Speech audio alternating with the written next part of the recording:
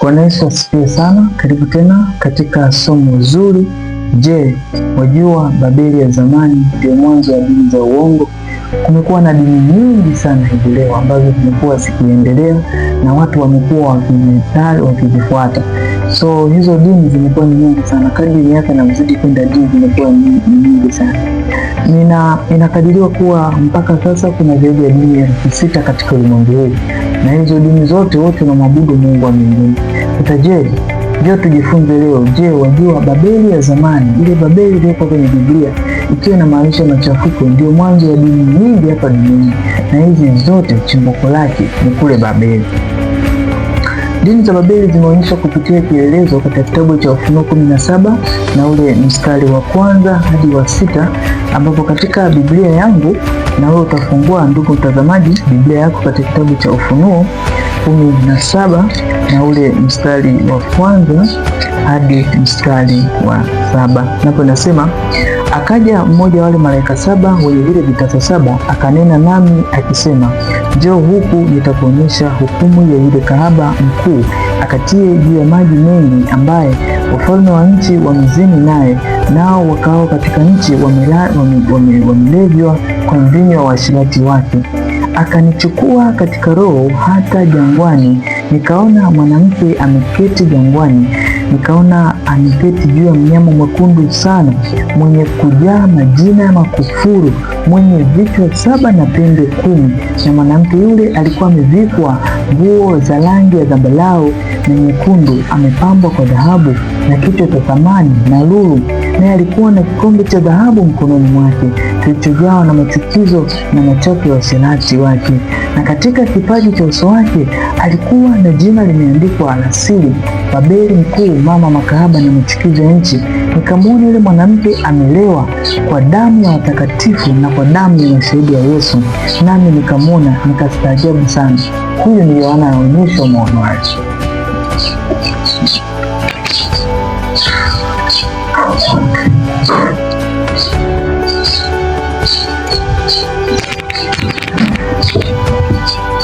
Sasa katika unabii wa kitabu cha Ufunuo 17 mstari wa 1 hadi wa 6, Biblia inamuonyesha mtume Yohana aliona mwanamke aliyevikwa nguo za zambarau, aliyekuwa juu ya mnyama mwekundu sana.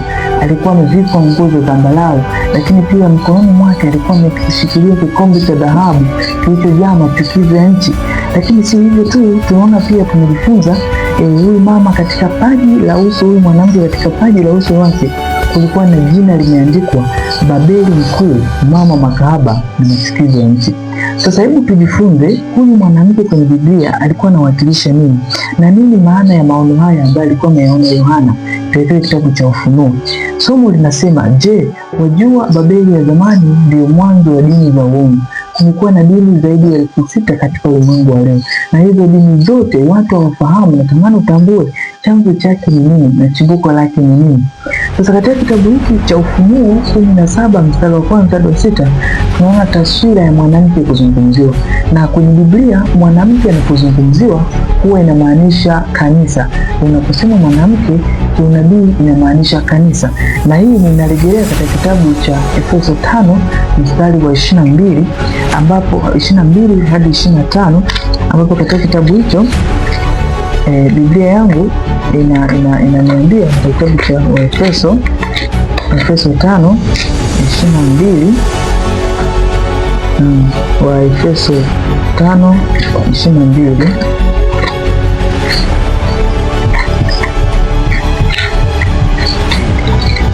Efeso 5:22 hadi 25, anaposema enyi wake watiini waume zenu kama kumtii Bwana wetu, kwa maana mume ni kichwa na mkewe, na kwa Bwana wetu, kwa maana mume ni kichwa cha mkewe, kama Kristo naye ni kichwa cha kanisa, naye ni mwokozi wa mwili. Lakini kama vile kanisa limtii Kristo, ndivyo hivyo wake nao wawili waume zao katika kila jambo, watii waume zao katika kila jambo. enyi waume wapendeni wake zenu kama Kristo alivyolipenda kanisa na akajitoa kwa ajili yake, ili makusudi alitakase na kulisafisha kwa maji katika neno, apate kujiletea kanisa tukufu lisilo na ila wala kunyanzi wala lolote kama hayo, bali liwe takatifu lisilo na mawaa.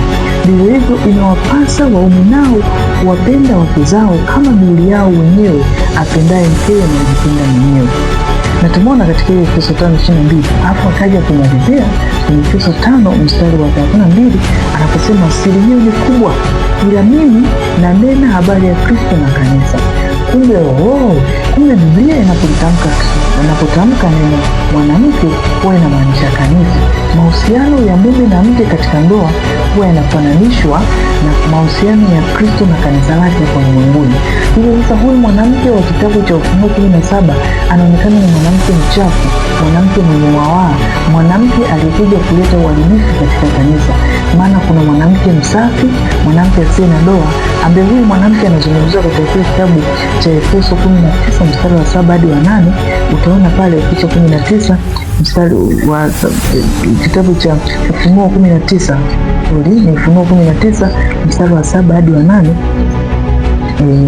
Utaona Ufunuo 19 mstari wa 7 hadi wa 8.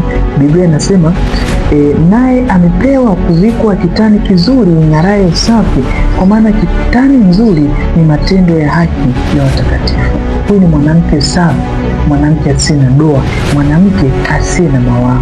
Kwa jinsi hiyo tunaona hapa njozi ya Ufunuo inaonyesha mifano michafu. Ufunuo 17, huyu mwanamke alikuwa ni kahaba mwenye jina la machukizo katika paji la uso wake. Na ndugu mtazamaji, wakati Yohana anavuviwa katika Ufunuo 17, tunajifunza kitu. Kumbe wakati huo Yohana anavuviwa, ni Babeli ilikuwa tayari imeshaangushwa, imekuwa magofu. Ukisoma Isaya 13 mstari wa 19 hadi 22, Isaya 13 mstari wa 19 hadi 22, Biblia yako na Biblia yangu twende sambamba, ambapo katika Isaya 13 na mstari wa 19 Biblia inasema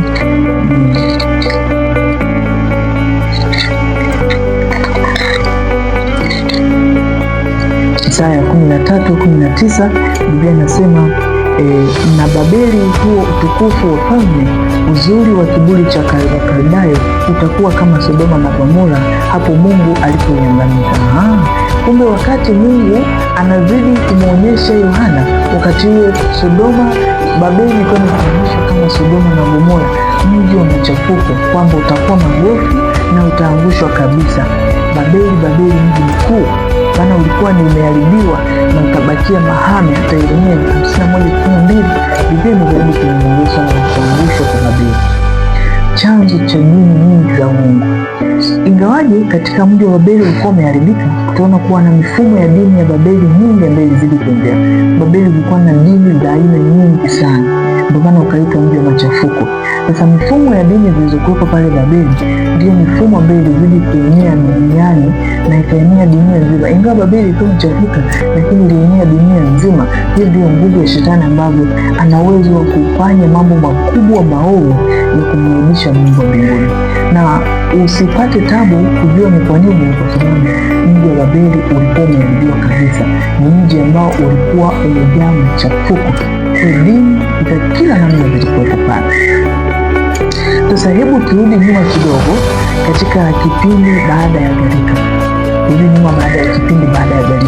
Unafahamu gharika ilitokea, na wakati gharika inatokea kuna watu 8 tu walikuwa wamebaki, walikuja kujaza dunia.